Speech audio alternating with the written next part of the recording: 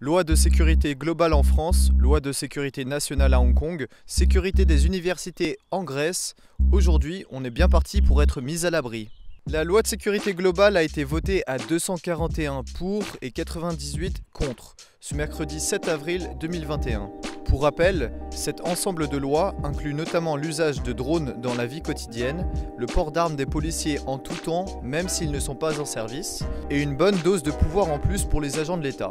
En quelques mots simples, une surveillance de masse accrue et assumée. Hier, les écoliers de Hong Kong de 6 à 14 ans ont pu faire leur premier pas en tant que policiers anti-émeute, mais également en tant que délateurs, car c'était la journée de la loi de sécurité nationale. Instaurée il y a moins d'un an, donc le 1er juillet 2020, cette loi vous interdit de chanter, de scander des slogans ou même de tenir une feuille blanche.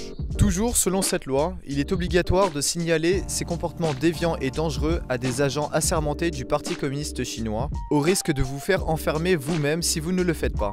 Cependant, la loi de sécurité nationale n'interdit pas de manifester à la seule condition de ne pas critiquer le gouvernement de Hong Kong ni celui de Chine. Sinon ça s'appelle une émeute. Dans la petite ville portuaire de Thessalonique, la population grecque voit rouge.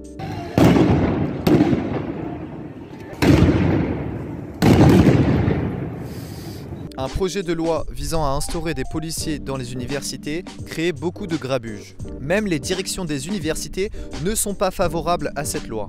Seul point positif, hier, le projet de loi a été repoussé jusqu'à la rentrée de septembre 2021.